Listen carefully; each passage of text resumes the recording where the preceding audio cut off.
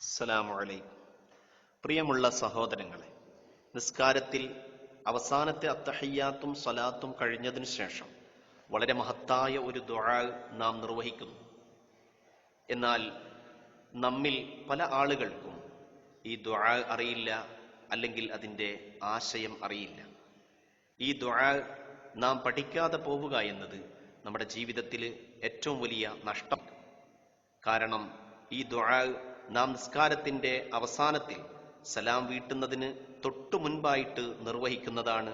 അതുകൊണ്ട് തന്നെ ഉത്തരം കിട്ടാനുള്ള സാധ്യത വളരെ കൂടുതലാണ്. മാത്രമല്ല, ഈ ദുആ നിസ്കാരത്തിനു ശേഷമുള്ള ദുആയേക്കാൾ ശ്രേഷ്ഠമാണെന്ന് മഹാന്മാരായ പണ്ഡിതന്മാർ പഠിപ്പിക്കുന്നു. അല്ലാഹുമ്മ ഗ്ഫിർ ലീ മാ ഖദ്ദംതു, അല്ലാഹുവേ, ഞാൻ ചെയ്തു പോയ ദോഷങ്ങൾ എനിക്ക് നീ പൊറുത്തു തരേണമേ. വമാ അഖർതു, ഇനി എന്നിൽ നിന്ന് സംഭവിച്ചേക്കാവുന്ന വീഴ്ചകളും. വമാ അസ്റർതു, ഞാൻ രഹസ്യമായി ചെയ്ത തെറ്റുകളും. വമാ അഅ്ലൻതു, ഞാൻ പരസ്യമായി ചെയ്ത കുറ്റങ്ങളും. വമാ അസ്റഫ്തു, ഞാൻ അമിതമായി ചെയ്ത അപരാധങ്ങളും. വമാ അൻത അഅ്ലമു ബിഹി മിന്നി, തെറ്റാണെന്നറിയാതെ ഞാൻ ചെയ്ത കുറ്റങ്ങളും എനിക്ക് നീ പൊറുത്തു തരേണമേ.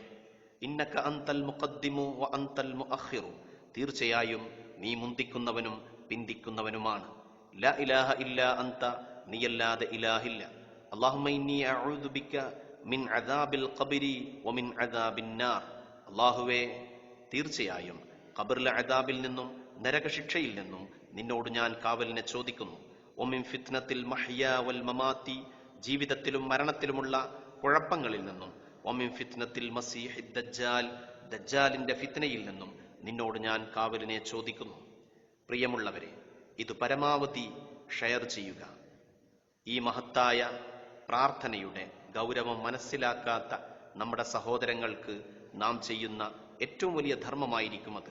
കാരണം നബി സല്ലല്ലാഹു അലൈഹി വസല്ലമ പറഞ്ഞു, ഏറ്റവും വലിയ സ്വതക്ക ഒരാൾ ഒരു ഇൽമു പഠിക്കുകയും അത് തൻ്റെ മുഅ്മിനായ സഹോദരന് പഠിപ്പിച്ചു കൊടുക്കലുമാണ് എന്ന്. അസ്സലാമു അലൈക്കും.